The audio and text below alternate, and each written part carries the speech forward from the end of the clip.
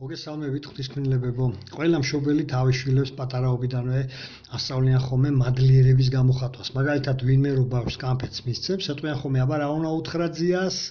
მადლობ. და ასე ჩვევიან ელემენტარული მადლობა გადაიხადონ გაწეული პატარა სიკეთისა თუ დახმარების გამოც.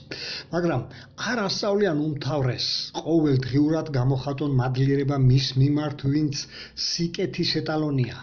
დიახ, ასე მოიხსენია იესომ ჩვენი ყველას საერთო ზეციერი მამა, ჩვენი სიცოცხლის შემოქმედი ღმერთი, აგერ დაურთავთ ან მარკოზის სახარების მიათე დავის მე-18 მუხლს, მართალია ახლა იესოს კეთილია, მაგრამ მან სიკეთის გამოვლენა თავისი და ჩვენი ზეციერი მამისაგან ისწავლა. მილიარდობით წლები აკვირდებოდა თუ როგორ და რა მხრივ ავლენდა ზეციერი მამა სიყვარულიდან გამომდინარე სიკეთეს თავისი ქმნილებების მომართ და როგორც ზემოთაც აღნიშნე, ნებისმიერი მშობელი ცდილობს კარგად აღზარდოს თავისი შვილი, ასე აღზარდა ზეციერმა მამამ თავისი მხოლოდ შობილი ძე იესო. და ამიტომ იესო გაუსვა ხაზი, რომ სიკეთის ეტალონი ეს ზეციერი მამაა.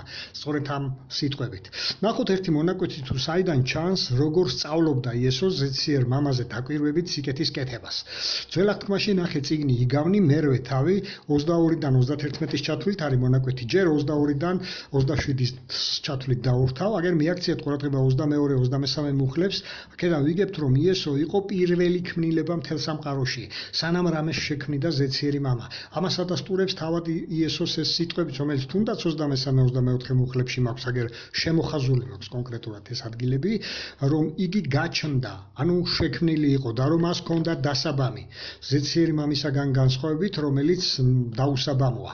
27 მუხლიდან კი ჩანს, რომ იესო ესწრებოდა შემოქმედებით პროცესებს და თვალს ადევნებდა ყველაფერს, ხოლო შემდეგ მონაკვეთზე თუ გადავართ, ახლა ჩვენ გავაგრძელებთ მაგალითად აგერ 28-დან 31-ის ჩათვლით, უკვე მეც ვიგებთ, რომ როგორც ნებისმიერი მამა დაიყენებს ხოლმე თავის პატარას გვერდში და ასწავლის შრომას, მსგავსადვე ზეციერმა მამამ იესოც ჩართა შემოქმედებით საქმეებში.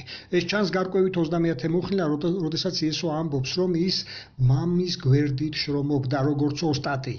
რა თქმა უნდა, მათ შორის მიდიოდა მსჯელობა ეს თვითეული ქმნილების შექმნაზე, თუ რა დამახასიათებელი მხარეები ექნებოდა ამა თუ იმ ქმნილებას თვისობრივად და შემდეგ მამის მითითებით იესო ქმნიდა სხვადასხვა ქმნილებებს. და ამიტომ იესო იყო ოსტატი ამ გაგებით, ხოლო ზეციერი მამა შეგვიძლია შევადაროთ ინჟინერს, ხო, ამ დამპროექტებელს ყოველივესი. 30-ე მუხლის ბოლოში, თუ აკვირდებით აქვე 31 მუხლიშიც ჩანს თუ როგორი სიხარულს ანიჭებდა იესოს შემოქმედებით საქმეებში მონაწილეობა, რადგან ეს მართლაც ბრწყინვალე სიკეთის კეთება იყო. და როდესაც ჯერი მიდგა უკვე ადამიანის შექმნაზე, მაგალითად თუ ნახავთ ჩვენ ბიბლიის პირველივე ფურცელზე იკითხება ეს დაბადების პირველი თავის 26-დან 29-ის ჩათვლით დაურთავ აქ მონაკვეთს. ყურადღება მიექცევთ 26 მუხლის დასაწყისს. აქ უკვე შემოქმედი ღმერთი ესაუბრება თავის ძეს იესოს, რომ მოდიო გავაჩინოთ კაციო ჩვენს მსგავსად. დავაკვირდეთ ახლა აი ამ მნიშვნელოვან აზრს. ღმერთს არ უთქვამს იესოსთვის, რომ გავაჩინოთ კაცი მაიმუნების მსგავსად, ან სხვა რომელიმე ქმნილების მსგავსად, არამედ ჩვენს მსგავსათო. არა გარეგნულად, რა თქმა უნდა, არამედ ფიზიკური გამომეტყველებით, ხო, არა ეს ფიზიკური გარეგნობით, არამედ თვისობრივად. რაშიც მოიაზრება რა? სწორედ ის დამახასიათებელი თვისებები, რაც ზეციერ მამას და მის ძეს გააჩნიათ. ესაა უპირველესად სიყვარული, სიყვარულიდან ნაკარნახევის სიკეთის კეთება, სამართლიანობისკენ სწრაფვა, სიბრძნის გამოვლენის უნარი, შემოქმედებითი ნიჭი და ეს უნარები და აი ამგვარად ჩვენ შევქმნა ზეციერმა მამამ თავის მსგავსებად. როგორც ერთ დროს თვითონ თუნდაც იესო შექმნა თავის მსგავსად. და უბრალოდ ჩვენ კი არ შევქმნა, თუ აკვირდებით, ჩვენ ჩაგვაბარა დედამიწა თავის ნაირფეროვნებით, როგორც აქ შემდგომ ნაწილში იკითხება და აქედან ჩანს იკვეთება ჩვენი ფუნქცია მოვალეობას, თუ რისთვის ვიყავით შექმნილი. და მხოლოდ სიცოცხლე კი არ მოგცა, არამედ აზრიანი გახადა ჩვენი სიცოცხლე და მოგცვა ტკბობის შესაძლებლობა სიცოცხლით. მაგალითად დავაკვირდეთ ჩვენს აგებულობას. გვაქვს 5 გრძნობა, ხო, ეხლა მთლიანობაში 6 გვაქვს, მაგრამ სამწუხაროდ იმ 6 გრძნობის ამის შესახებ ჯერ ბევრმა არაფერი არ იცის, იმიტომ რომ ერთეულები ვიყენებთ, ხო, ეს არის ინტუიცია, ხო? და ასე შემდეგ დავაკვირდით აი ამ 5 გრძნობას. სხვებსაც ისე როგორც ცხოველებს, ფრინველებს, სხვა ქმნილებებს აქვთ ხო ეს გრძნობები, მაგრამ ჩვენ რა გამოგვარჩევს მათგან? აი 5-ვეს შევეხოთ მოკლედ. არიან ცხოველები და ფრინველები, რომლებიც ჩვენზე უკეთ ხედავენ, ჩვენზე შორს და ღამეც კი ხედავენ, მაგრამ ჩვენ მათგან განსხვავებით ვტკბებით მხედველობით, როდესაც ვაკვირდებით იმ ლამაზ პეიზაჟებს, ბუნებას, ეს მართლაც დიდი სიკეთეა, როცა ამით ვიღებთ სიამოვნებას, ხო, რამდენჯერ უთქვიათ ადამიანებს, როგორი ლამაზი ქვეყანა გვაქვს. გადაუხდია როდისმე ვინმეს მადლობა ამ სილამაზისთვის, შემოქმედისთვის, ხო? აღვიქვათ ჩვენი თვალებით აი ამ სილამაზეს. და ცხოველებს ამის გამო არ აქვს თვალები, რომ ისინი სილამაზით დატკნიან, ხო? არც მაგალითად იგივე ავიღოთ ფრინველები, ცხოველები, რომლებსაც ჩვენზე გაცილებით ძლიერი ყნოსვა აქვთ კილომეტრებზე რო იგებენ თუნდაც ზვიგენი ავიღოთ 1 წვეთის სისხლის სულს კილომეტრებზე გრძნობს, მაგრამ ჩვენ მათგან განსხვავებით, ჩვენი აი ამ ნესტოებით ვიღებთ სიამოვნებას ჩვენი ყნოსვით, ვარჩევთ ათასობით სურნელს ერთი მეორისაგან და ის რომ ჩვენ თავად ვქმნით თუნდაც სხვადასხვა სურნელების მქონე, თუნდაც დუხებს, ოდიკალონებს, ესეც მიუთითებს რომ აი ამ ხრივაც სიკეთე გამოავლინა ჩვენს მიმართ, ჩვენმა შემოქმედმა რომ დამტკბარიყავით ყნოსვით. იგივე ითქმის სმენაზე. არიან ცხოველები, ფრინველები, რომლებიც კილომეტრებზე დაშორებით იგებენ პატარა ჩამიჩუმსაც კი და რა ხდება ჩვენ შემთხვევაში? ჩვენ ეს არ შეგვიძლია ხო სამაგიეროდ ჩვენ ვტკბებით სმენის აპარატის მეშვეობით, ოდესაც ვისმენთ იმ უამრავ ლამაზ ბგერებს, ჩიტების გალობას, რომელიც ასევე ჩვენთვის შექმნა ჩვენმა ზეციერმა მამამ. ამავე დროს ვიყენებთ შემოქმედებით უნარს და თავადაც გამოვცემთ ულამაზეს ბგერებს და ვტკბებით, თუნდაც ავიღოთ ჩვენი ქართული სიმღერა, ხო, მრავალხმიანი აი ეს სიმღერები, ესეც დიდი სიკეთეა ზეციერი მამისაგან. იგივე ითქმის საკვების მიღებაზე, ლომს თუ მგელს ვერც ერთი ჩვენგანი ვერ გავეჯიბრებით ხორცის ჭამაში, ხო? მეტი 100 ხინკალი შეჭამოს ვიღაცამ შეჯიბრის გამო, თორე ისე ამდენს ხო არავინ არ დაიწყებს ამდენის ჭამას და მერე დესერტის მიყოლება რო უნდა ადამიანს აი ამ საჭმლის მერე, რატო? იმიტომ რომ ჩვენ განსხვავდებით ხო ამ ლომებისგან, მგლებისგან აი ამ ჭამის პროცესში, ხო ჩვენ სიამოვნებას ვიღებთ. თუნდაც იმ უამრავი ხილის, ბოსტრეულის მირთმევით, რომელიც ასევე შეგვიქმნა ზეციერმა მამამ რომ გავარჩიოთ ეს მრავალნაირი გემო, მარტო ვაშლი რო ავიღოთ ათასობით არის ხო ეს ვაშლის სახეობები და ყველა სხვადასხვა არომატი აქვს. და ჩვენი რეცეპტორები ასხვავებენ აი ამ გემოებს ტკბობას განვიცდით ჭამის პროცესში. ესე იგი ჩვენ მხოლოდ სიცოცხლე კი არ მოგცა ზეციერმა მამამ, თავის მსგავსად შევქმნა და ისეთნაირად რომ დავტკბეთ და გავიხაროთ სიცოცხლეც. თანაც მას სურს რომ ჩვენ არ დავკარგოთ აი ეს სიცოცხლე და ეს შეგრძნებები და მარადიულობის განმავლობაში გქონდეს. თუ რას ნიშნავს ახლა ღვთისმსასუფეველი, რას ნიშნავს მარადიული სიცოცხლით ტკბობა, თუმცა ეს დღეს ჯერ არ გვაქვს, მაგრამ ამაზეც იზრუნა მამამ რომ გქონდეს საომავლოდ ეს მისი ბრწყინვალე განზრახვის ნაწილია და ეს ასეც იქნება. თამაში რომ დარწმუნდე თუ არ მოგისმენია, შემოდი ჩემ პირად გვერდზე და მოისმინე რიგით 27 ვიდეო რგოლიდან 25 მოტის ჩათვლით თუ რას ნიშნავს მარადიული სიცოცხლე, რა შემთხვევაში მივიღებთ მას. და რა აქვს ზეციერ მამას აი ეს თავისი ბრწყინვალე განზრახვის ნაწილი, როგორ შეასრულებს თავის აი ამ განზრახვას. ახლა დაუბრუნდეთ, მოდით დასაწყისში მოხსენიებულ ფოჩიან კამფეტს. თუ კი პატარაობიდანვე ვასწავლით შვილებს რომ ელემენტარული მადლიერება უნდა გამოხატოს, უთხრას ეს გადაუხადოს, ხო ეს გადაუხადოს უпростоრეთ მადლობა იმ ადამიანს, ვინც მის მიმართ აი ამ სიკეთეს ავლენს და ელემენტარულ პატარა რაღაცა კამფეტს აძლევს. რამხელა უმადურობაა თუ კი არ ვასწავლით და არც ჩვენ არ ვავლენთ ზეციერი მამისადმი ყოველდღიურად მადლიერებას იმ ყოველივესთვის, რითიც ის ჩვენ ყოველდღიურად უზრუნველყოფს. მათ შორის აი ამ სიცოცხლის ლიმიტი რო გვიგრძელებს, ხო? აი ეს სიცოცხლის სუნთქვა რო გვიდგას ნესტოებში. რამხელათი მადლიერები უნდა ვიყოთ ყოველდღიურად ამ ყოველივესთვის. აგერ დაურთავთ თესალონიკელების წერილიდან, ეს არის მე-5 თავის, მე-18 მუხლებს.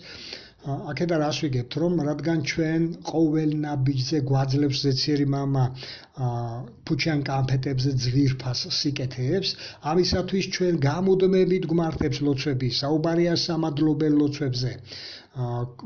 ისევე მაგალითად გაგითენდა დილა და მშვიდობიანი დილა გაქვს, ხო? შესწირე სამადლობელი ლოცვა, მადლობა გადაუხადე მამას იმისათვის, რომ მშვიდობიანი დილა გაგითენდა. რამდენმა დაიძინა და აღარ გაუთენდა ის დღე. ჩაიარა დღე მშვიდობით დაწოლის წინ მადლობა უთხარი მამას, რომ შვიდობიანი დღე გქონდა და იმ დღისით ცუდი არაფერი მოეწია შენს თავს.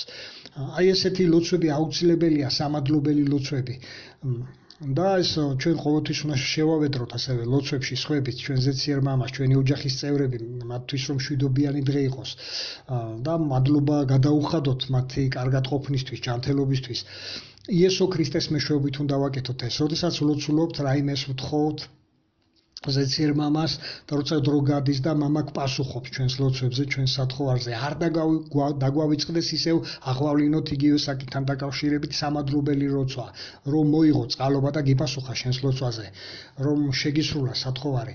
თორე გამოვა ისე მხოლოდ ვთხოვთ და როცა სათხოვარს გვისრულებს, მერე მადლობის გადახდა გვავიწყდება. თითქოს უკვე აი ეს ავალდებული იყო შეესრულებინა ჩვენთვის, ხო?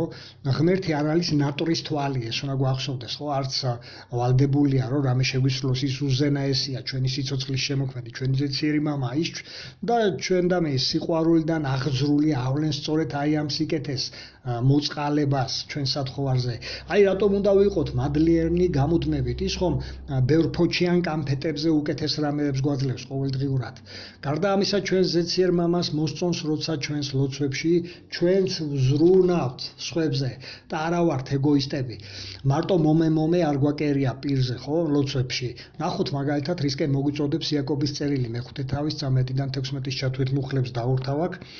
თუ აი ვაკვირდებით აი ამ მონაკვეთში ხაზი ესმება განსაკუთრებით იმ მორწმუნე ადამიანებზე აქ საუბარი, ჩვენს თანამორწმუნეებზე, რომლებიც უნდა ჩავრთათ ჩვენს ლოცვებში, რომლებაც სტუნებას ვერ გაუძლეს თუნდაც, აყვნენ სისუსტეს, მაგრამ ამის შემდგომ ნანობენ იმ თავიანთ საქციელს, გულწრფელად აღიარებენ და ნანობენ. ასეთებს ჩვენ უნდა დავეხმაროთ ჩვენი ლოცვებით, ვინც ებრძვიან აი ამ სტუნების. მაგალითად, თუნდაც ავიღოთ პიროვნებები, რომლებმაც გაანებეს თავი ნარკოტიკს, აზარტულ თამაშებს, ალკოჰოლის უზომოდ ხსნას, აი დამოკიდებულები იყვნენ მასზე თუ სიგარეტს გაანებეს თავი, ან უზნეო ცხოვრების წესს აღარ მიყვებიან, მსგავს ქმედებებს. კვლავ ებრძვიან აი ამ სტუნებებს, კარგია ასეთ დროს, თუ კი მათი თანდასწრებით ვილოცებთ თუნდაც, როდესაც ისინი შემოგჩივლებენ თავიანთი აი ამ პრობლემის შესახებ და ასეთი სახით ვაგრძნობინებთ ჩვენს თანადგომას, რომ ჩვენც ვზრუნავთ მათზე. იგივე ადამიანებზე შეგვიძლია ჩვენ ვილოცოთ ზურგს უკან, ვისაც ვიცით რომ რაღაცა პრობლემა აქვს კონკრეტულად მისი სახელი მოიხსენიოთ ჩვენს ლოცვაში და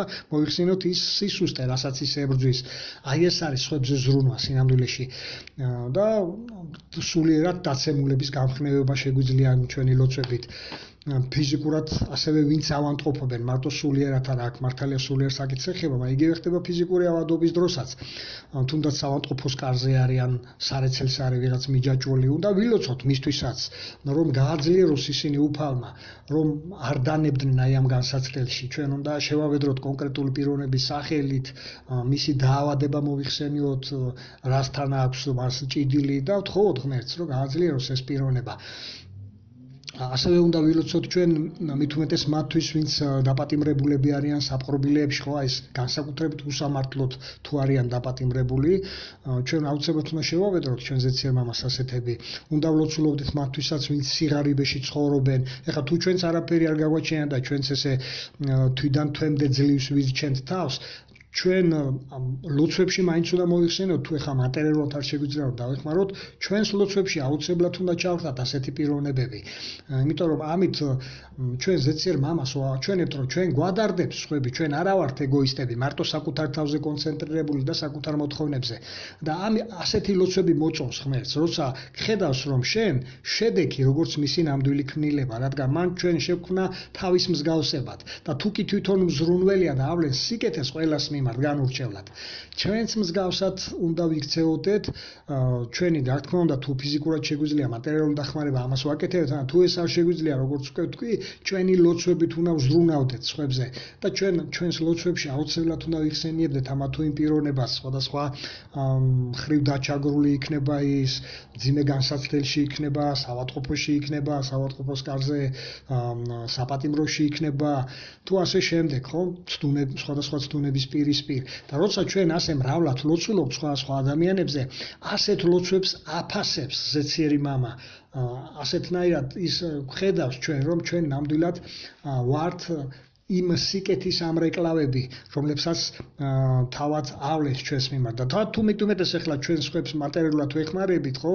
ეს ჩვენ თანამორწმუნეებს განსაკუთრებით ეს შეიძლება პირდაპირ პასუხია ღმერთისგან მათ მომართ, ანუ ღმერთმა ჩვენ გამოგვიყენა მის ლოცვაზე ის რომ რაღაცას თხოვდა, რომ პური არ ამაქო და ამ დროს შენ შეიძლება გააკ რაღაცა პური და სთავაზობ ისე რომ აი სამი პური მაგ და მოდი ერთ პურს მივცემ ხო და გაიტანე და მიეცე ამ პიროვნებას ხო ეს იყო პასუხი ღმერთისგან მის ლოცვაზე ამიტომ დავეხმაროთ სხვებსაც ჩვენს ლოცვებში ჩავრთათ აუცილებლად ასეთი ლოცვები მოწონს ზეციერ მამას და ასეთ დროს ის სიამოვნებას იღებს როცა ხედავს რომ ჩვენ შევდეგით როგორც მის ხატა მისი მსგავსი ქმნილებები შემდეგ ვიდეოს დაელოდი აუცილებლად გამოიწერეთ ჩემი გვერდით თუ არ გამოგიწერია სადაც ვისაუბრებ იმაზე თუ როგორ პასუხ